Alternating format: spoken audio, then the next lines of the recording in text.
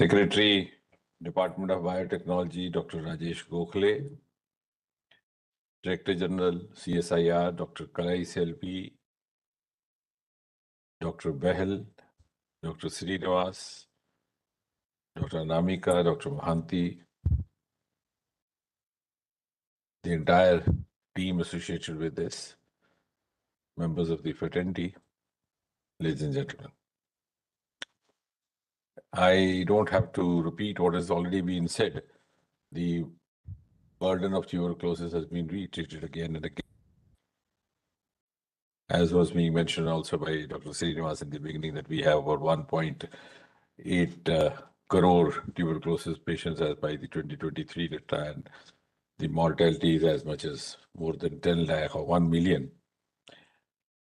But what is important for us to understand is that the WHO target is to reduce 80% of the prevalence and 90% of the mortality by the year 2030. So it's important to understand the seriousness of the responsibility that we have taken upon ourselves of having a TB Mukt 5 years earlier than even the 90% target of the WHO. And for that, of course, this collaboration is imperative.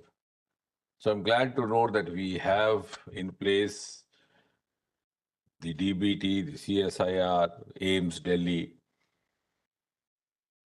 ICMR, and as Dr. Kalai Selvi was saying, 2 ministries in general. And that speaks of whole of science and whole of government. But is this collaboration good enough? That is the question. Because in spite of that, in the last 8 years, if you take from 2015 to 2013, the decline has been only about 17 to 18%, which means if you have to move on effectively, you have to have not only whole of government and whole of science, but whole of nation. Unless you involve the common people, raise their consciousness and involve or evoke their participation, you're not going to succeed. And therefore, I sometimes feel the ambitious target may be not that easy. Of course, we would wish it to meet it and also live up to Prime Minister Modi's vision and also the task that he has assigned us. Now, some of us have seen this transition of the tuberculosis profile happening over the last several decades. As researchers, as practitioners of medicine, when we started off in medicine, it was both an enigma as well as a stigma. And if ever anybody had tuberculosis, it was taken as a death alarm unless otherwise. And virtually it became a part of the social parlays, even cultural parlays, even literature parlays.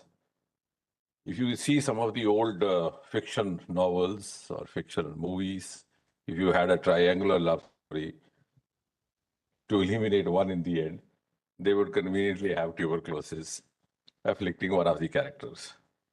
What I'm trying to say that it became so much a part of our life that it was like that. And of course, by the time we stepped in, some of the antibiotics had come in, but the sanitoria concept, as Dr. Siri was saying, was still prevalent. In fact, I had the privilege of having done my internship in one of the most reputed tuberculosis sanitoria, that is TB Sanatorium Tambaram, which is very close to the Chennai airport. Kalai Selvi must be familiar with that. No, not that she's been there, but she's seen it from outside because she belongs to that place. Because Asia was considered to be, the biggest reservoir of tuberculosis, and the Britishers very thoughtfully created sanatoria all over the country. And mostly they found locations in the hill areas, open areas. And of course, since Calcutta and Madras were their initial destinations, so we had one of the biggest ones there. We had huge greenery and trees, and even the attendants would come to meet their patient or their relatives who were there. They would leave the food stuff at a distance. So much was the scare. The relatives also would not meet them from a close distance for the fear of getting the droplet infection or whatever. So it was like that. So sometimes they would create a kind of an enclosure. Any attendant coming there would leave that stuff, homemade food, etc., and quit from there. And then, of course, it was reported in 1940s, but it became available only in the early 1950s, the first generation tuberculosis, streptomycin, isoniazid, and then, of course, subsequently. And the stigma was that those days you had very few number of post-graduation seats in the country. So I'm one step senior to Srinivas, so I think by his time things became easier. And we didn't have this common, every institution had. So after your graduation, it was a practice. You just hovered all over the country to look for a post-graduation. So I was going different places.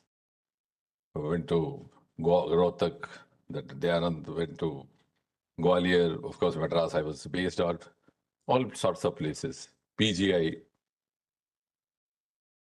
And then my guide told me, see, it's very difficult these days to get an MD in medicine. It was indeed, actually. Some of us were very lucky to have ultimately made it. So he said, instead of wasting time, you go in for a diploma. And in fact, diploma was a very common practice those days, postgraduate diploma. You had in all the departments. You had in gynecology, you had in pediatrics, you had in different areas of medicine. There was something called DTCD, Diploma Tuberculosis and Chest Disease. So he said, you go in there for that and then keep trying for the MD. So I apparently agreed. Then went back to the hostel and came back next morning.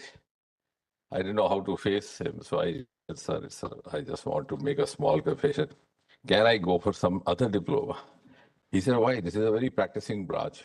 I said, no, I come from a rural background and I would be known as a TB wala doctor. And nobody will come to me for consultation. So he said, okay, boy, if you are not comfortable. And so then I was toying with other areas, but meanwhile, I got into this where I have.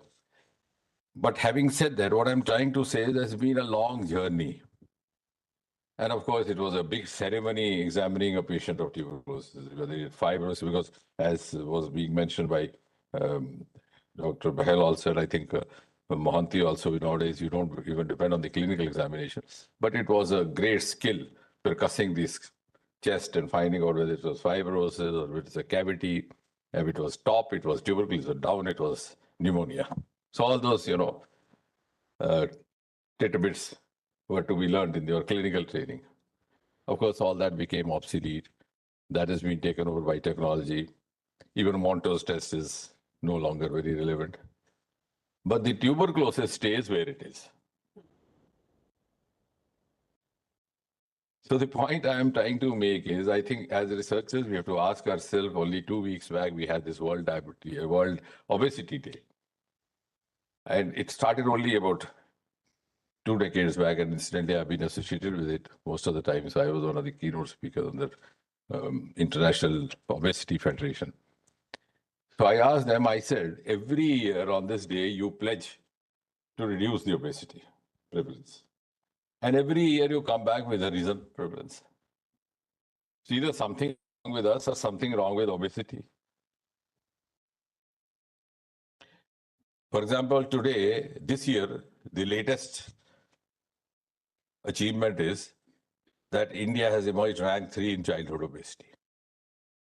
On the one hand, you have this city of Delhi full of different kinds of dietitians prescribing variety of formula, from intermittent eating to intermittent fasting, for not eating, for fasting, for whatever I know about.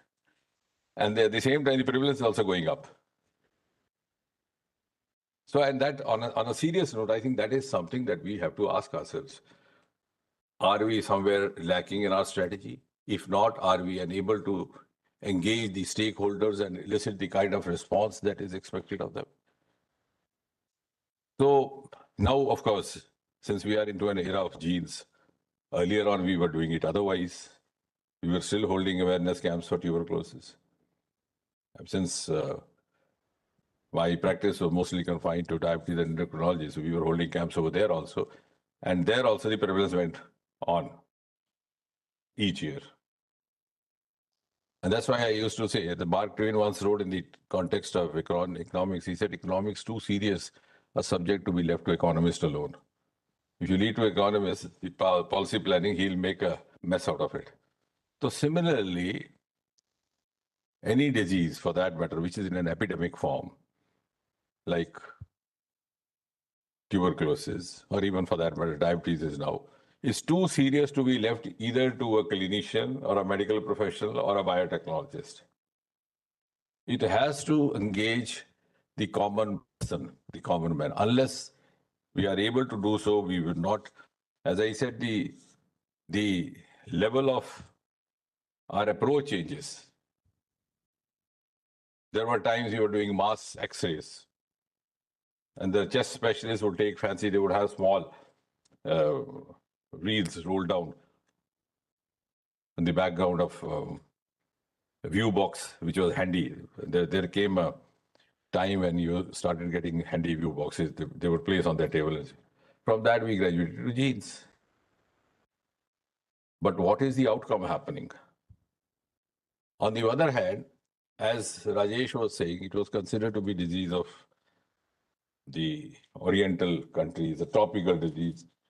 And that is why till many years at AIMS, we used to get interns from United Kingdom. So you could spot them from a distance, flock of white boys, girls, young, moving together. So you could make out these are interns. Why don't you get them now? Because after HIV, they also had an upsurge of tuberculosis. Total democratization of tuberculosis. So it became universalization. A disease which the Britishers called the disease of the unhygienic people. Uncivilized, they would rather talk contemptuously about such disease. Leprosy, malaria. In fact, I remember once in 80s, towards the end of 80s, when we started having an upsurge of the metabolic disorders like type 2 diabetes mellitus, hypertension, coronary vascular disease. So somebody wrote that small humor piece in one of the journals, the Journal of Association of Physicians of India. He said, now it has stepped into an era of civilized. So we can tell them, look here, we are also dying in the same manner you die. We also die of heart attack. We don't die of tuberculosis. We don't die. But I think that distinction is also over now. Now they are also heading. Now you are having prevalence of tuberculosis may not be to the same extent, but there in West, which was not there at all. Which means the problem is too big to be actually dealt in the manner possibly we have been dealing with it. And in fact, now we have a biphasic disease spectrum. We have the communicable disease like tuberculosis, and we also have the non-communicable. At least in the 50s and 60s, we didn't have coronary heart disease. We didn't have type 2 diabetes mellitus. The burden on the physician was very little. Then after 80s or 90s, we thought now we had got rid of tuberculosis. We were talking only about these metabolic disorders. And suddenly COVID exploded that bit. In fact, one day at the AIMS itself, before you joined, I was telling some of the boys there, I said, sometimes I feel guilty. The teachers of my generation spent more of time emphasizing metabolic disorders. We thought infections were over. Unlike our times where our teachers spent more time on infections. And now it is just the West. So in fact, I was addressing the residents. I said, they have done a commendable job to reorient themselves to the changing spectrum, which has happened all of a sudden after the pandemic. So now we are beset with a larger reservoir of disease share, and upon that, of course, the lifespan has also increased. And I think the more emphasis now has to be on the preventive health care. Earlier on, we thought we had tuberculosis, then the challenge would be to prevent the complications, which of course still is there. But how best? Because on the one hand, we are talking of Viksit Bharat. We are talking of 2047. We are talking of We are calling upon every citizen to contribute his energy to the making of New India. So can we allow this energy to be squandered this way? And then, I don't know whether some of you would have noticed, there is a as I said, we have two sets of diseases, both community. There's also a reciprocal relationship between the two. A loosely controlled patient of diabetes or loosely closed glycemic level is more prone to tuberculosis. And a patient with tuberculosis is more prone to diabetes. So God is so kind. He doesn't deprive you of one. It's not that you are now preferring dal, so you will not get paneer. Or if you ask for one, he says you'd have both. If you've got diabetes, you have an easier chance of getting tuberculosis. And that reciprocity also is a challenge. So while treating one of these two conditions, we have to guard against the other. And of course, the only answer is a very strict surveillance, a very strict control. And how that happens, and then of course in this country, we have problem of compliance also. You are giving free medicine for tuberculosis. Have you gone and checked whether he has taken it or not? So how would we do it? So unless the nation's caution. Then there is also a problem of socio-economic reasons. Of course, now under this present government, the personal intervention of Prime Minister, we are providing free of cost medicine. But some of the patients are not going even to collect free of cost medicine. You know why? Because he is registered, for example, at AIIMS. He comes from a distance. He's a daily wager, charging 1,000 rupees. Coming and going back, he will spend more than that, or maybe lose 1 day's wage and spend 4. So he prefers to purchase it from nearby. And while purchasing it from pocket, he compromises. I'm telling you the practical things because I've been dealing with almost 200 patients every day till I got into this. So what he does, he prepares a calendar. 2 days in a week he will miss. Particularly for, of course, tuberculosis, so 6 months, but in cases like diabetes or other things where you take a life now. Or 5 days in a month, because he has to pay the monthly installment of the flat also. He has to pay the child's fee also. So it's a huge, huge socio-cultural, economic, the multifactorial problem. And therefore, I'm sure next time when we have a program like this, we would also try to involve some of the representatives of the civil society who could actually become our messengers. We are already sensitized in this room. So we are sensitizing the sensitized. So, because you are distributing knowledge to those who know, not to those who don't know, and not even to those who don't know that they don't know. So next time, I'm sure we will. Vector. And meanwhile, we have to, as I always say, you can't leave everything to government. We have to engage the private participation as we're doing in other programs of biotechnology also. We need to involve the pharma houses, at least those who are in the business of manufacturing anti-tubercular drugs, so that they could help us in overcoming the social economic factor. So next time we could have a larger consortium of such stakeholders also when we observe the Tuberculosis Day next year. And I hope we come back with lesser prevalence. Thank you.